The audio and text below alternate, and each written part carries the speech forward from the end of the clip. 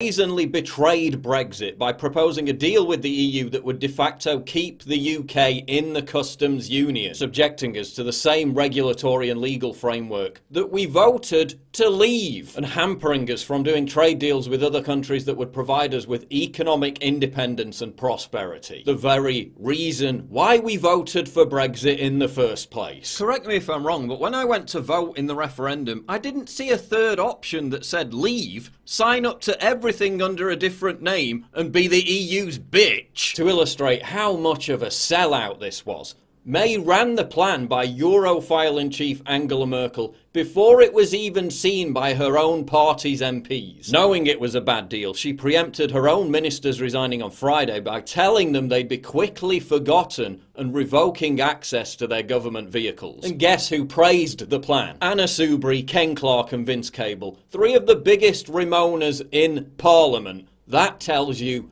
everything. As we warned all along, Brexit is being betrayed. Theresa May and her negotiators have cowed and rolled over to the EU at every turn. Her prime negotiator is a Remainer who in his Oxford days was a Soviet fanboy who defended Stalin and implied communism was preferable to capitalism. At this point, they're taking the piss. So what happens next? Well, Boris and Davis have indicated that they resigned not to force Theresa May out, but to force her to revise her disastrous Brexit plan, which, given that she's had 2 years to craft it and has delivered what Boris himself called a giant turd, sounds like a forlorn hope. It's time for Theresa to go.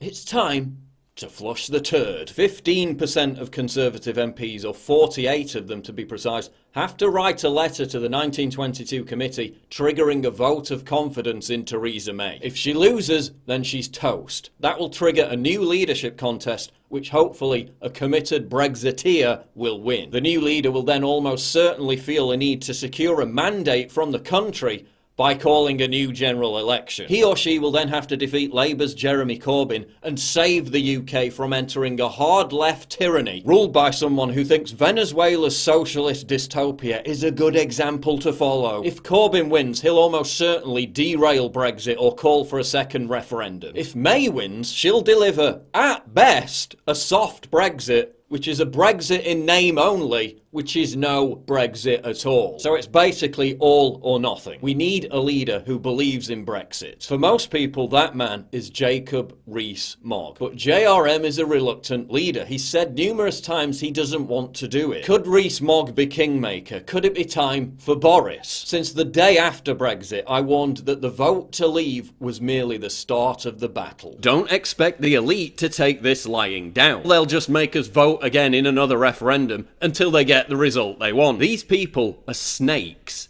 Don't think the battle is won. It's only just beginning. Theresa May is surrounded by establishment globalists who share the very same attitude that sold us out to the EU in the first place. The very backstab that Margaret Thatcher warned us about. There'd be no European Central Bank accountable to no one, least of all to national parliaments. Because the point of that kind of European Central Bank is no democracy, taking powers away from every single parliament, and being able to have a single currency and a monetary policy and an interest rates which takes all political power away from us. As my right honourable friend said in his first speech after the proposal of a single currency is about the politics of Europe. It is about a federal Europe by the back door. They have no interest whatsoever in delivering Brexit. They have no loyalty to this sovereign nation. So Conservative MPs have a choice to make. Is your loyalty to Theresa May's dreadful political legacy, a legacy that has betrayed 17.4 million people and the very notion of democracy itself? A legacy that has led directly to the UK's soaring violent crime problem. A legacy that has exacerbated the problem of mass uncontrolled immigration. A legacy that has eroded free speech and emboldened cultures hostile to our own. Is your loyalty to that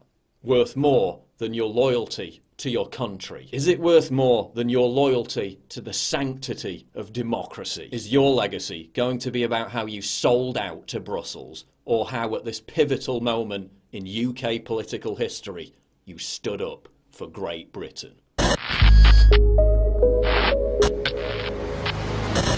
Please click the big red button to subscribe. It really helps me when you do that, and click the bell to allow notifications so you never miss a new video. Survival Shield X2 Nascent Iodine. If you're interested in healthy thyroid, if you're interested